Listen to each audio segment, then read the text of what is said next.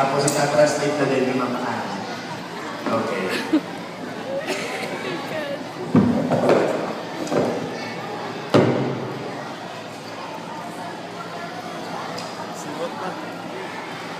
Okay, good afternoon. Can you hear me? Yes. Yes. Okay. In Filipino, this is your question. Binilhan ka ng bagong laruan ng iyong mama. Ano ang iyong sasabihin at gagawin? Sir Jerome is looking at you. Okay, sige, that's right.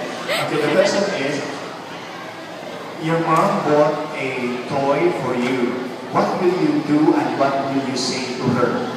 Again, your mom bought a toy for you. What will you do and what will you say to your mom? I will say to my mom, thank you. And I will play with my new toy. Okay.